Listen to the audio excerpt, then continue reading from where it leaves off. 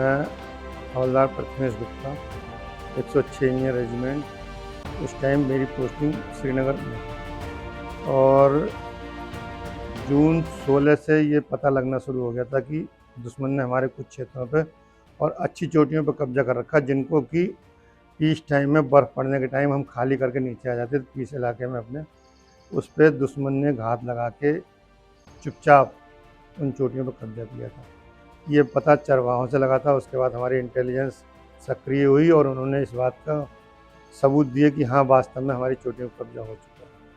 जब बर्फ़ पिघली जून के बाद, मई के बाद जून से ये लड़ाई शुरू हो गई। लड़ाई तो ये एक अपने आप में बहुत ही ज़्यादा खतरनाक थी, कारण कि वो 15,000 फीट की ऊंचाई पे था और हम बिल्कुल नीचे थे। हम चूँकि उसे देख भी नहीं पा रहे थे, वो हमारी सारी गतिविधियों को देख रहा था और हम पे अटैक कर रहा था लगातार। शुरू में तो नुकसान हुआ, लेकिन जब हमारी फ़ौज ने वहाँ पर पहुँच के चारों तरफ से दुश्मन को घेरा, हर तरफ से अटैक किया, तो दुश्मन पस्त हुआ और आखिर एक दिन विजयश्री हासिल की। काम तो बहुत कठिन था, लेकिन ये काम सब अपने आप को सुरक्षित रखते हुए ये करना पड़ता था। और जब ये सब काम होते तो सब रात में ही होते थे। उस टाइम हमारे पास इतने संसाधन नहीं थे जो हम बहुत कुछ कर सकें, लेकिन फिर भी मेन पावर और जो साधन थे, उन साधनों का इस्तेमाल करते हुए रात में पत्थरों को, बड़े बड़े पत्थरों को हटाना, जो छोटे छोटे नदियाँ या नाले पड़ते थे उनके ऊपर पुल बनाना, रास्ता फ़ौज को आगे एडवांस करने के लिए बहुत कुछ करना पड़ता था, और वो सब रात में ही करते थे। क्योंकि कुछ सपोर्ट बहुत पीछे से मिलती थी आरटी वगैरह की। अगर कभी दुश्मन का हैवी फायर होता था तो आरटी हमें सपोर्ट करती थी। उसके साथ साथ हम अपना काम सकुशल निपटाते रहते थे। कैजुअल्टियाँ तो हमारे यहाँ नहीं हुई, लेकिन हाँ, सामान का नुकसान ज़रूर होता था। क्यों? जिस जगह पे आवाज़ होती थी दुश्मन वहीं पॉइंट फायर मार देता।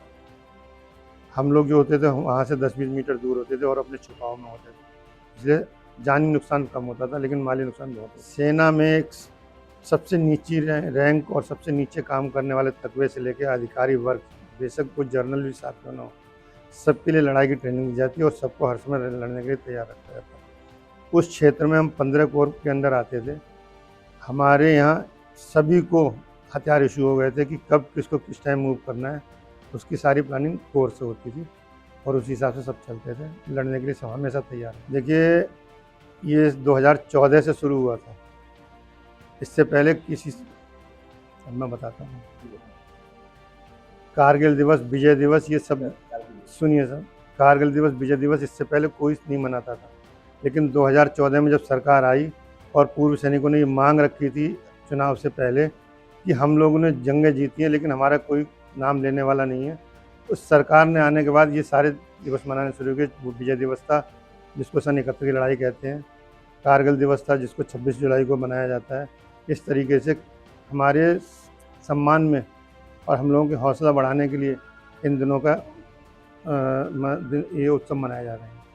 हमें बड़ा फ़ख्र है कि हमारी सरकारों ने हमें कुछ सोचा समझा और हमारे लिए कुछ करने की कोशिश की।